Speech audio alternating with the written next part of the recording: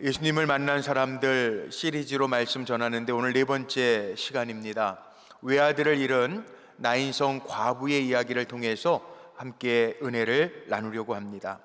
오늘 말씀 속에 보면 정말 우리가 만나야 될 예수님, 능력의 예수님에 대한 이야기가 나옵니다. 저는 말씀 준비하면서 그런 생각을 많이 해서 이번 주 한 주간도 참 쉽지 아니한 시간들을 보내고 또 어려운 시간들, 마음의 갈등도 있고 힘든 시간들 보내셨을 텐데 오늘도 이 예배 시간에, 말씀 주시는 시간에, 기도하는 시간에 주님을 만나서 인격적으로 새 힘을 얻고 하나님, 살아계신 하나님이 나의 하나님 되심을 경험할 수 있는 시간이 되기를 주의 이름으로 간절히 축복하고 축원합니다. 주님 만난 거는요 너무 큰 은혜인 것 같아요. 우리가 소망 중에 주님을 찾을 수 있는 것도 은혜인 것 같아요. 믿습니까? 사람이요 살다가 보면 뜻하지 아니한 일들을 만날 때가 있잖아요. 병약할 때도 있고요, 문제를 만날 때도 있고요, 경제적인 위기를 만날 때도 있고요, 사람과의 갈등 때문에 힘들어할 때도 있어요. 어떻게 하십니까? 위기 때마다, 어려울 때마다, 난관에 부딪힐 때마다 주님의 얼굴을 구하고 계십니까? 왜 주님을 만난 사람들이라고 하는 제목을 가지고 말씀을 전하냐 하면 정말 그 마음이 간절해서 그래요. 성경에 보니까 주님을 만남으로 해결받은 사람들의 이야기가 다잖아요. 우리의 인생 속에도 주님 만나는 은혜가 있었으면 좋겠어요. 오늘도 여기 오신 분들 가운데 한 사람이라도 주님 만나서 주님 때문에 살겠다라고 하는 마음이 들게 되시기를 주님의 이름으로 축복합니다. 이번 주간에는요 이런 문자를 하나 받았어요. 우리 신학교 동기 목사님들 문자인데요, 동기 회장 목사님이 문자를 친구들에게 다 보냈더라고요. 내용인즉슨 우리 동기 목사 가운데 저 서울에서 개척교회 하는 친구 목사가 있습니다. 근데 참 안타까운 소식이에요. 그 딸이 이런 병도 있더라고요. 온몸에 점이 생기는데 오타모반, 포도주반, 이 포도주반이라는 게 아마 몸에 빨간 점들이 막 생겨지는 병이어서 그런 것 같아요. 근데 뭐 이렇게 특별한 치료 방법도 없고 또 많은 비용이 든다 그러니까 방치해뒀는데 딸이 청년 나이에요. 대학 졸업한 나이. 그런데 이번 주간에 갑자기 기절해서 병원에 갔더니 더 늦기 전에 이제 치료를 시작해야 된다는 거예요. 의사의 소견에 따르면 이 포도주 모반이라는 게 있다는데 이 병, 붉은 색소가 몸에 막 퍼져가는 건데 이게 활성화가 돼서 뇌를 침입하거나 간에 침입하면 뇌경변, 간경변 이런 게 온다는 거예요. 치료비가 너무 엄청나게 비싸서 우리 친구 목사님들이 조금씩 우리가 좀 사랑을 모아보자, 그리고 문자가 왔더라고요. 이 부모 마음이 다 그렇잖아요. 자식을 둔 부모 마음들은 또 아이고, 자녀가 아프면 이 부모 마음들이 무너지잖아요. 또 어려운 개척교회 목회를 하는 친구니까. 우리 교회에서도 우리 성도님들이 어려운 이웃들을 위해서 쓰겠다고 이사건금해 주신 거, 거기에서 뭐 많이는 못했지만 그래도 우리 불꽃교회 이름으로 사랑을 조금 보냈어요. 살아가다 보면요 우리가 원하든 원하지 아니하든 뜻하지 아니한 일들을 만날 때가 있어요. 오늘 성경에 나오는 여인의 이야기를 한번 보십시오. 오늘 성경에 나오는 주님 만난 나인성 과부의 이야기가 그런 이야기 가운데 하나입니다. 아마 처음부터 과부는 아니었을 거 아니에요. 결혼하고 과부가 됐겠죠. 나인성의 꿈 많은 소녀로부터 시작했을 거라고요. 그런데 이 여인의 기구한 운명을 이야기해주는 본문의 말씀이 12절에 보면 그렇게 나오잖아요. 뭐라고 나옵니까? 한 사람 죽은 자를 메우고 나오는데 이가 누구냐? 죽은 사람이 누구냐? 한 어머니의 독자고요, 그의 어머니는 과부라. 한 어머니의 독자고 죽은 사람이, 그 어머니는 과부라. 이 기가 막힌 상황 아닙니까? 이 문구 하나, 12절에 나와 있는 문구 하나만 봐도요, 얼마나 기구한 사연이 담겨져 있는지 알 수 있잖아요. 독자, 외아들이라는 거예요. 그리고 이 엄마는 과부란, 남편도 없어요. 어떻게 보면 과부에게 있어서 하나밖에 없는 아들은 세상의 유일한 희망이고 소망이고 기대주 아닙니까? 과부지만 그 어머니의 삶을 지탱할 수 있게 하는 것이 그 아들 아니겠어요? 근데 그 아들마저 죽어서 장례를 지금 치르고 있는 거예요. 얼마나 기막힌 삶의 현실입니까? 그런데요, 오늘 이야기는 그렇게 끝나는 게 아니에요. 그렇게 끝나면 제가 오늘 말씀 들고 나오지도 않죠. 주님 만나요. 이 장례 행렬에 긍휼히 여기시는 주님이 찾아오세요. 찾아오셔서 말씀하시는 거예요. 울지 마라. 죽은 청년에게는 일어나라. 주님이 만나주시고 선포해 주셔서 삶의 상황이 역전이 됩니다. 절망 가운데에서 소망이 생깁니다. 죽은 것 같은데 생명을 얻습니다. 놀랍지 않습니까? 공경에 빠졌는데 하나님의 영광으로 바뀌어집니다. 이 이야기를 통해서 제 마음의 간절한 마음은 오늘 우리의 삶도 마찬가지, 오늘 이 자리에 아니면 온라인으로 예배 드리시든지 우리 성도님들 가운데 절망하고 있는 분들이 있을 거예요. 오늘 기도하는 가운데 절망이 소망으로, 주님 만나서 소망으로 바뀌어지기를 축복합니다. 죽을 것 같은 분들도 있을 거예요. 오늘 이 시간에 주님 만나서 생명을 얻는 우리 성도님들이 되기를 축복합니다.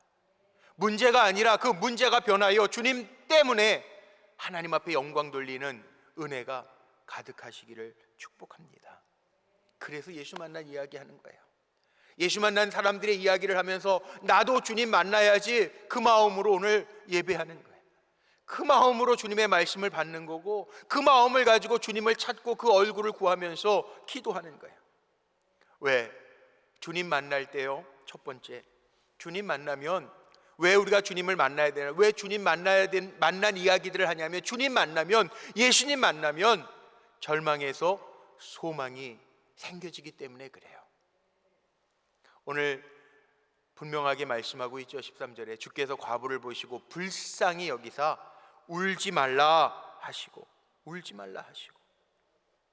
뜻하지 아니하는 삶의 상황은요, 누구에게나 올 수 있습니다. 톨스토이의 인생 독본이라는 책에 보면 그렇게 나오죠. 인생을 어떻게 얘기합니까? 사람이 들판을 거닐다가 갑자기 맹수를 만나서 피하기 위해서 동굴로 들어갔어요. 동굴로 들어갔는데 이건 웬 낭떠러지가 있어요? 나무 뿌리를 하나 잡고 서 있습니다. 왜? 밑에 보니까 독사예요. 독사들이 많아. 동굴 밑에 죽을 위기죠. 그런 가운데서도 어떻게 살겠다고 발버둥 치는데 흰쥐 검은쥐가 왔다 갔다 하면서 붙들고 있는 나무 뿌리마저 갉아먹습니다. 위기죠. 이런 게 인생이라는 거예요. 인생은 끊임없이 위기가 와요. 생각지 못했던 어려움도 생겨요. 사람과의 갈등 때문에 마음도 다쳐요. 경제적 공고함 때문에 힘도 들어요. 요즘같이 사업 힘들 때에는, 이번 주간에는 또 우리 권사님 가정의 사업장에도 제가 한번 신방을 했어요. 목사님 오셔서 기도해 주셨으면 좋겠다고. 쉽지가 않아요. 요즘에 코로나 때문에 다 쉽지 않아요. 학교 선생님들도 힘들어요. 태권도장 하시는 분들도 힘들어요. 운동하는 것도 요즘에 쉽지 않아요. 공장도 쉽지 않아요.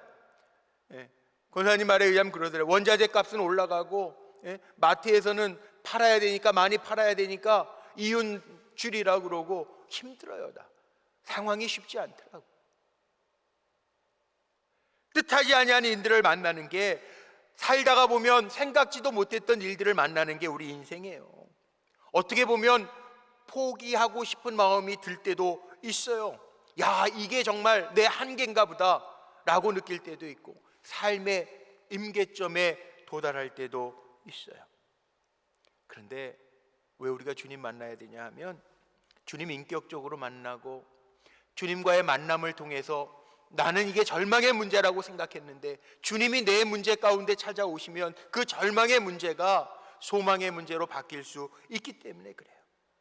오늘 이야기의 반전이 어디에서 일어납니까? 예수님께서 찾아오신 거에서부터 일어나요.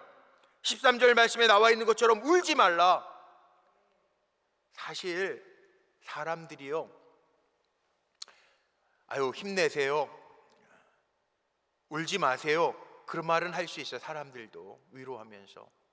근데 실질적으로 우리 사람에게는 울지 마세요, 힘내세요 말뿐이지 내가 뭐 어떻게 해줄 수 있는 거 별로 없더라고요. 힘들어 어렵다 그러면 기도해 줄 수는 있죠. 그러나 해결을 사람이 해주는 게 아니더라고요. 어렵다 그러면 물질로 조금 사랑을 표현할 수는 있겠죠.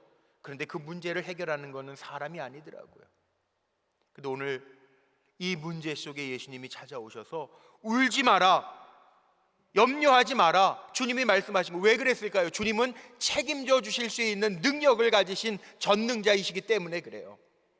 그래서 오늘도 우리가 구하는 거죠. 기도하는 거죠. 왜? 전능자 하나님 앞에 맡기고 하나님의 하실 일들이 있기 때문에 믿음으로 주의 얼굴을 구하는 거죠. 사람들은 어려움을 만나면 포기하고 절망하고 떠납니다.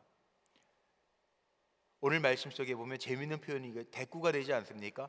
성 밖으로 장례 행렬이 나가는데 성 안으로 예수님은 들어오셔서 성 바깥으로 나가는 절망의 행렬을 주님이 성 안으로 들어오셔서 희망의 행렬로 바꿔주시는 이야기가 오늘 본문의 얘기예요. 주님 만나면 다 해결되잖아요. 복음서를 읽어보세요. 마태, 마가, 누가, 마가복음 같은 기적의 복음이라고, 마태, 마가, 누가, 요한복음을 한번 보세요.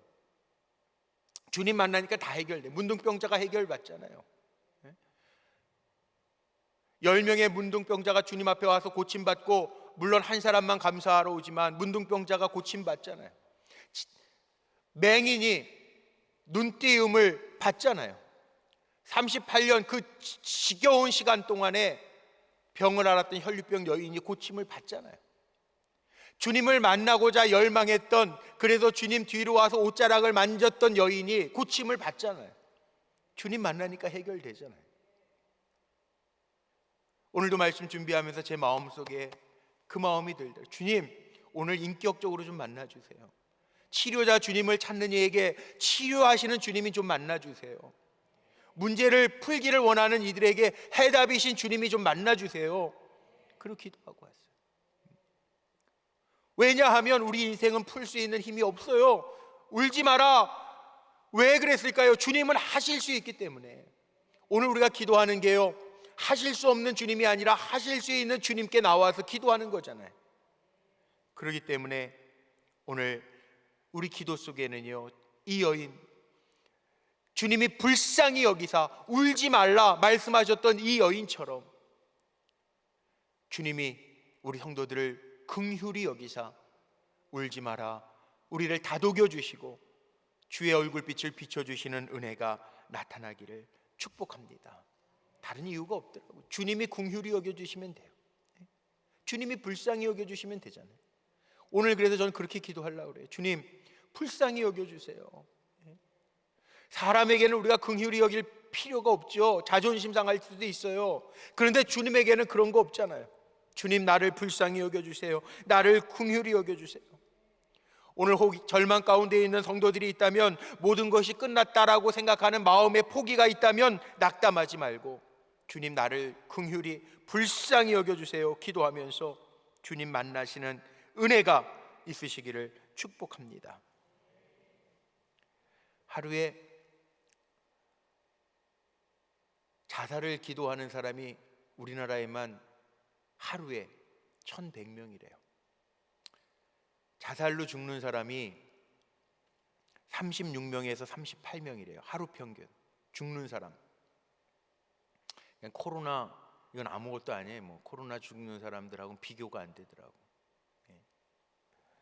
1년에 자살로 죽는 사람이 우리나라에만 13,000명이래요. 많죠?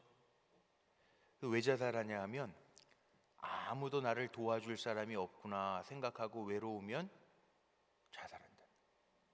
우리 주변에요, 외로운 사람 없는지, 우울증에 빠져 있는 사람이 없는지 잘 살펴야 돼요. 저는 요즘에 그런 기도해요. 이 코로나 기간 동안에 교회 안에서 평일엔 아무것도 못 하잖아요. 성경 공부도 예전에는 화요일, 목요일 성경 공부 양육의 날이 있고, 수요 예배 있고, 수요 저녁 성경 공부가 있고, 막 정신없이 돌아가는데, 요즘에는 이 큰 교회가 좋은 건물이 활용이 잘 안 되잖아요.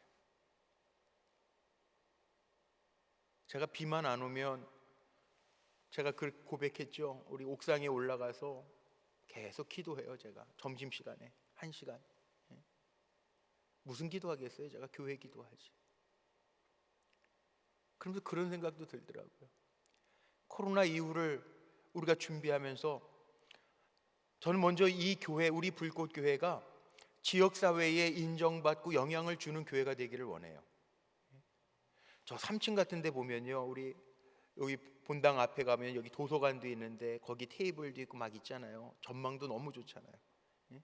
누구든지 와서 이야기들 나누고, 거기에 중심이 우리 교인들, 우리 권사님들, 집사님들이, 마을 사람들이 찾아올 때 그 중심에 있어서 외로운 사람이 없나, 혹 마음에 고민하는 사람, 힘든 사람, 지쳐있는 사람들에게 우리가 주님의 사랑, 전도라는 게 요즘에 나가서 전도하는 거는 쉽지가 않아.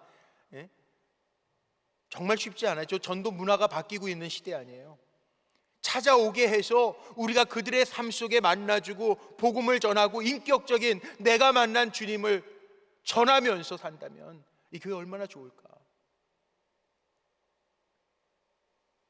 여러 가지 생각을 하면서 기도하면서 준비하려고 하는데 정말 그렇더라고요. 너무나 많은 사람들이 힘들어요. 절망해요. 근데 여러분 분명 보세요. 하나님의 약속을 보면요, 제가 참 좋아하는 말씀인데, 그 신방 가서 참 많이 제가 말씀 전할 때 인용하는 성구인데요, 이사야서 43장 말씀에 보면 이런 말씀이 있죠. 거기 이런 말씀, 내가 물 가운데로 지날 때 내가 너와 함께 할 것이라. 강을 건널 때 물이 너를 침몰하지 못할 것이며, 내가 불 가운데로 지날 때에도 타지 아니할 것이요 불꽃이 너를 사르지도 못하리니 대저 나는 여호와 내 하나님이다. 나의 하나님이라는 것. 우리의 인생길에요, 그럴 일이 없었으면 좋겠지만 물을 건널 때가 있고 불 가운데 지날 때가 있어요.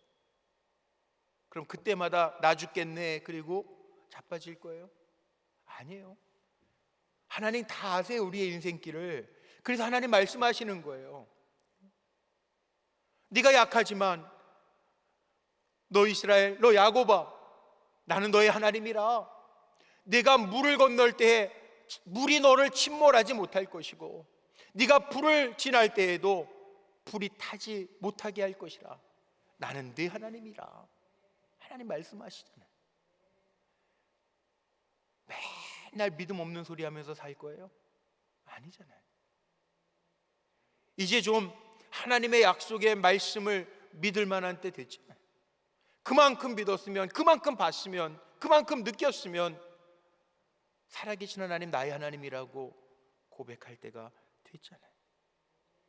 주님이 말씀하시는 거예요. 울지 마라. 긍휼히 여겨주시고 나와 함께 하시겠다고 약속해 주시죠. 마태복음에 우리가 잘 아는 말씀 있죠. 11장 28절에 보면 수고하고 무거운 짐진 자들아 다 내게로 오라. 내가 너희를 쉬게 하리라. 저는 우리 불꽃교회가요, 이 지역사회에 열어놓고 다 여기로 오십시오. 주님이 평안 주실 겁니다. 하나님의 하나님 되심을 보이는 교회가 되기를 간절히 소망합니다. 거기에 여러분들이 쓰임받고 제가 쓰임받았으면 좋겠어요. 어차피 한 번 사는 인생인데, 한 번 살다가 갈 인생인데, 하나님 앞에 갔을 때 야, 착하다, 사람들 살렸구나, 희망을 줬구나, 나를 소개했구나, 생명이 되는 나를 네가 증명하면서 살았구나, 그렇게 인정받아야지. 너 뭐 했니? 내가 너를 그렇게 만나주고 너에게 그렇게 역사했는데 너 뭐 했니? 그럼 어떡하실래요? 두 번째는 예수 만나면요, 죽음에서부터 생명으로 옮겨집니다. 사실 이 죽음의 문제, 오늘 독자가 죽었고 외아들이 죽었고 남편이 죽은 과부래요. 이 죽음이라고 하는 게요, 언제 올지도 몰라요. 하나님이 살게 하셔서 사는 거예요. 이번 주간에 또 이런 일도 있었어요. 우리 교회 권사님, 원로 권사님, 따님은 우리 교회 같이 이렇게 사시니까 나오는 우리 원로 권사님 따님 가정이랑은 열심히 나오시거든요. 아들은 이제 따로 사니까 다른 교회 다니면서 사는데, 아들이 갑자기 심장마비로 이번 주에 세상 떠났어요. 이제 60 막 넘은 분이에요. 얼마나 기가 막혀요? 어머니 권사님이 우리 교회 권사님이세요. 얼마나 기가 막혀요. 기가 막히잖아. 제가 그 권사님을 생각하니까 기가 막혀. 이 어머니 입장에서, 어머니 이제 80대 간 넘으셨는데, 아들 60된 아들이 갑자기 갔단 말이에요, 천국에. 얼마나 기가 막혀. 물론 장례를 우리 교회에서 하는 건 아니니까, 또 직계 가족도 물론 권사님의 아들이니까 마음이 아프지만, 뭐 장례 집례하는 교회가 있으니까 찾아가진 않아도 권사님하고 통화를 해야 되겠는데 전화하기 전에 제 심장이 먼저 두근두근 뛰는 거예요. 뭐라고 그러지? 권사님한테 내가 뭐라고 위로를 하지? 이 죽음이라는 게 그렇죠. 그래도 용기를 내서요, 뭐 요즘에 화장하는 시간이랑 이게 연결이 잘 안 됐다고 어머니가 또 뭐 아들 장례 화장하는데 가시겠어요? 3일장 4일장을 했는데 오늘 발인을 하는데, 그 따님 집사님하고는 제가 통화했지만 어머니한테 뭐라고 할 말이 없다. 오늘 용기를 내서, 오늘 말씀도 전해야 되니까 용기를 내서 권사님한테 전화를 했어요. 권사님 어떻게 해요? 마음이 너무 황망하실 텐데. 그 전화 받자마자 또 권사님 우시네. 또 제가 전화했더니, 제가 요즘에 울음의 왕자인가 봐요. 절 찾아오면 안 울던 분들도 자꾸 울어. 허다못해 막 이렇게, 뭐예요 이거, 뭐 은행 관계하는 일들 때문에 은행 직원도 만나는데 은행 직원도 막 펑펑 울고, 제가 오직하면은 제 그 방에 테이블 위에 있는 휴지를 한번 치워봤어. 그럼 안 울까 해서. 그래도 울더라고. 그래서 휴지 다시 갖다 놨어요. 치워놨더니 뭐 그냥 닦을 데가 없잖아. 그 권사님 막 울어요. 그러면서도 뭐 어떻게 뭐 같이 뭐 권사님 뭐 저도 할 말씀이 없어요. 그러나 그러고 있는데 권사님이 고백을 하시는 거야. 목사님 속상하기는 한데 그래도 마음의 위로가 돼요. 왜? 어저께 속상해가지고 막 그러시는데 환상을 봤다는 거예요. 사랑하는 아들이 주님의 품 안에 안겨있는 환상을 보셨대. 그래서 위로가 된다는 거예요. 나는 내가 내 말로 어떻게 위로를 하나 그러는데, 그 권사님, 믿음의 권사님, 기도하시는 권사님이니까 하나님 환상을 통해서 저를 이렇게 위로하셨다고 본인이 간증을 하시네. 상황이 여의치 않아서 자기는 따님하고 살았지만 아들이 매일 전화를 했는데 요 며칠 전화를 안 했다는 거예요. 그 쓰러진 다음에는 엄마 걱정할까 봐 따님도 얘기를 안 해준 거예요. 세상 떠나니까 어쩔 수 없이 말씀드립니다. 그런데요, 그 권사님이 그러시는 거예요. 그 아들이 심장 수술을 해야 되는데 그 수술하기까지 기다리는 동안에 괜찮겠지 그래서 수술을 조금 미루다가 심장마비가 온 거예요. 아들이 매일 전화를 하니까, 문안 전화하는 거예요. 같이 안 사니까 아들이 매일 엄마랑 문안 전화하면서 엄마한테 전화하고, 어머니 그냥 엄마가 걱정하잖아. 아들이 아프다는데 수술해야 된다는데 걱정하지 마세요. 뭘 그런 거 가지고 염려하세요. 괜찮으니까 어머니 걱정하지 마세요. 그랬다는 거예요. 근데 갑자기 갔네. 하나님 불러가셨어요. 너무 속상하잖아요. 근데 그 권사님이 오늘 저를 위로하시는 거예요. 목사님 속은 상했는데요, 환상 중에 하나님이, 주님이 자기 아들을 이렇게 품에 안으신 거를 자기가 확실하게 봐서 하나님이 위로하시더라고. 괜찮다고. 그러면서도 제가 기도해 드리는데 기도해 드리는 내내 울어요. 슬프죠. 왜냐하면 그 어머니 마음이 그렇잖아요. 죽음의 문제, 이제 헤어져서 육으로는 더 이상 볼 수 없고 천국에 가서나 볼 수 있는데 헤어지니까 그 마음이야 어떻겠어요. 근데 사실 인간의 근본적인 문제가 다 죽음 아니에요. 예전에 이솝우화 가운데 그런 이야기가 생각나더라고요. 하루살이와 매미와 개구리가 대화 나누는 이솝우화 이야기 있잖아요. 셋이 모여서 한참 얘기하는데 하루살이가 폼 잡고 막 자기가 본 거 그냥 날아다니면서 본 거 자랑하더래요. 그 헤어질 때 내일 보자. 하루살이한테 내일이 있어요? 없어요. 그랬더니 옆에 있던 매미가 저 바보 같은 놈, 내일도 없는 놈이 되게 아는 척하네. 그러면서 개구리한테 그럼 우리 내년에 봅시다. 매미한테 내년이 있어요? 한철 지나면 매미는 가잖아. 예? 매미도 가요. 개구리만 겨울잠 자고 사는데 개구리는 영원해요? 이게 한계가 있잖아요. 다 한계가 있어요. 우리도 한계가 있어요.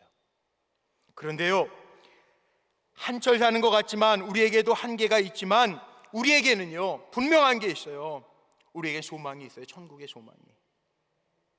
슬픔 중에도 이별이라는 게 슬프잖아요. 슬픔 중에도요 우리에게는 소망이 있어요. 소망이 있는 사람하고 소망이 없는 사람하고는요 삶이 달라요.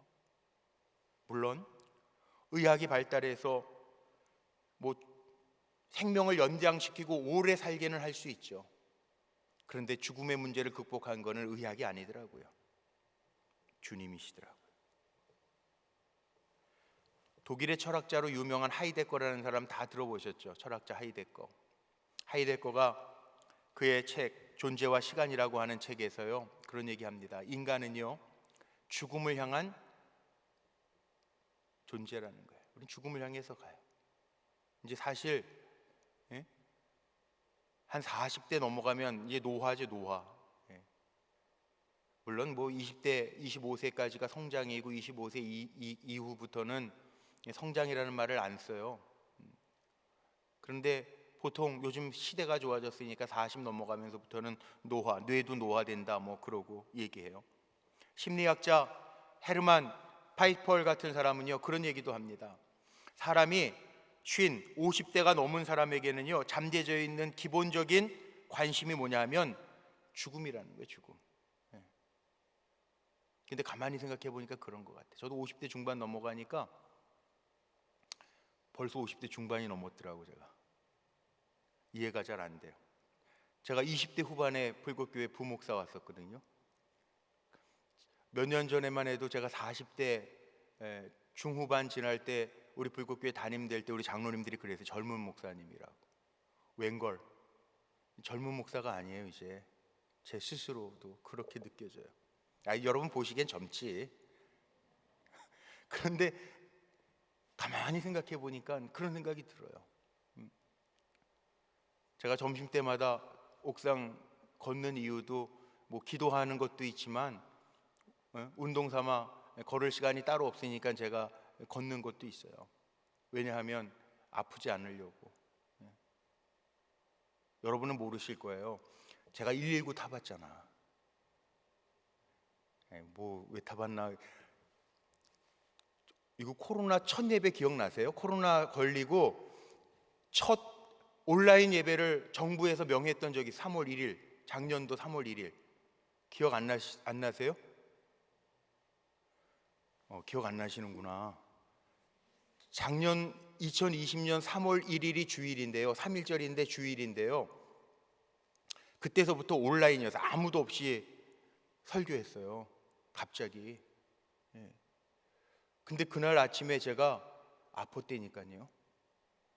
토요일 날 밤에 여기 와서 기도하고 9시 반쯤 집에 들어가서 자다가 11시부터 막 식은땀 나고 통증이 생기는데 죽을 것 같더라고요.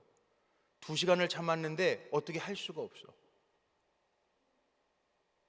집사람이 급하니까 저는 이게 천국 가는 건 괜찮은데 교회 어떡하지? 이번 주일 갑자기 죽으면 설교 누가 하지? 이 생각밖에 안 들어. 제 아내가 119에다가 전화해가지고요, 그때 코로나 상황이잖아. 하얀 옷 입은 119 소방대원들이 왔어요, 집 안으로. 저한테 첫 질문이 그거예요. 교회 갔다 오셨어요? 그때 신천지 때문에 난리였잖아요. 교회 갔다 왔냐 그러는데, 담임 목사, 여기 교회 불꽃교회 담임 목사, 이 말을 해야 되는데 교회 갔다 왔어요. 11시에 왔는데요. 그리고 119를 타고 실려갔어요, 재생병원에. 코로나 검사 막 하고 막 그냥 119 타고 가면서 그 짧은 시간이었는데 이게 사람이 이렇게 해도 가는구나. 조금 전까지 건강했는데 이렇게 해도 가는구나. 그리고 갔다가 다 찍고 검사하고 돌이 2개가 있대, 제 몸에. 살이 같대, 살이. 그렇게 비웃으시면 안 되는데. 거룩하게 살아서 그런가? 몸에 돌이 있대요, 돌 2개나, 신장이. 돌이 내려왔는데, 그래서 119 타고 간 적이 있어요, 제가. 죽음이라는 게요, 그때 생각을 하면 그게 별거 아닌 것 같은데, 이 삶이라는 게 그런 일들을 한 번씩 경험하면, 죽는 건 별로 안 무서워. 제가 목사가 돼서 하나님 부르시면 천국 가면 되는데, 정말 그렇더라고요. 주일이니까 설교 누가 하지? 큰일 났네. 그 생각밖에 안 된다. 근데 이 죽음의 문제를요, 주님이 해결하셨잖아요. 오늘 이 이야기가 왜 나오는지 아세요? 주님이 이렇게 14절에 명령하십니다. 오늘 14절 본문에 한번 주목해 보세요. 14절에 보니까 뭐라고 나와 있어요? 예수께서 이르시되 청년아 내가 네게 말하노니 일어나라 하시매, 죽은 자를 주님이 살려주시는 이야기를 여기 오늘 본문에 하고 있어요. 이게 무슨 얘기입니까? 죽은 나사로, 누이들이 뭐라고 얘기합니까? 저가 죽은 지 사흘이 지나서 냄새가 나나이다 그랬는데, 예수님 뭐라고 그러셨어요? 나사로야 나와라. 야이로의 딸 죽었어요. 소녀야 일어나라. 달리다고 예수님 명하시니까 일어나요. 뭔 얘기입니까? 예수님이 죽음을 정복하셨다라고 하는 이야기잖아요. 자, 우리 믿음의 사람들은 죽었다라고 그럽니까? 잠자는 것으로 표현을 합니다. 사도 바울 같은 이도. 요한 웨슬리 목사님, 감리교 창시자인 요한 웨슬리 목사님 88세를 살았어요. 영원히 사는 거 아니에요. 이 땅에서 육을 입고 사는 건 아니에요. 그런데 요한 웨슬리 목사님도 아주 마지막에 귀한 말을 남겼죠. 뭐라고 그랬습니까? 모든 것 중에 가장 좋았던 것은 하나님이 나와 함께 하신 것이다. 영원히 함께 하시는 거예요. 88년 이 땅에서 살고 이제 하나님 나라에 가서 영원히 산다는 거예요. 초대교회 교인들은요, 그래서 늘 그렇게 이야기했다고 그러잖아요. 이 사람은 죽은 것이 아니라 이제로부터 새로운 생명을 얻은 것이다. 그래서 제가 장례 때 가서 예배할 때마다 예를 드는 게 있어요. 목사님들이 카타콤베 성지순례 가보면 거기에 초대교인들의 묘를 보면요, Birthday in Christ, 주 안에서 다시 태어난 날이에요. 죽은 날이 주 안에서 다시 새로운 생명을 얻은 날. 주님은 죽음의 행렬을 지금 오늘 뭘로 바꿔놓으셔서 생명의 행렬로 바꿔놓으셨다는. 마지막 3번째, 오늘 주님을 만났어요. 주님 만났는데 동정받는 인생이 아닙니다. 주님 만나고 나니까 사람들이 불쌍히 여겼겠죠. 남편도 죽었겠다. 거기에다가 희망 두었던 아들마저 죽었으니 우리식으로 얘기하면 혀끌끌 차면서 아유 참 불쌍한 여자다, 되게 인생 박한 여자다 그랬을지 몰라요. 그런데 오늘 본문을 보세요. 16절과 17절 마지막에 보니까 주님이 청년아 일어나라 그러고 나서는요, 사람이 두려워하며 하나님께 영광을 돌려 이르되, 하나님께 영광을 돌려요. 지금 죽음의 행렬이요 바뀌었어요. 영광의 행렬로 바뀌어버렸어요. 모든 사람들이 두려워하고 놀랍니다. 그리고 17절 마지막에 보니까 이 생명의 주님, 바꿔주시는 주님, 그 주님에 대한 소문이 유대와 사방에 두루 퍼져갑니다. 자, 오늘 결론 내릴 텐데 왜 우리가 주님 만나야 되느냐? 주님 만나야 사람들에게 동정 안 받고요, 하나님의 영광을 볼 수 있기 때문에 그래요. 오늘 이 주님 때문에 삶이 역전되잖아요. 죽음의 행렬이 생명의 행렬이 되고, 예수님 때문에 동정받던 한 여인이 기적을 만난 여인, 하나님 앞에 영광 돌리는 여인으로 반전되잖아요. 그럼 되는 거 아니에요?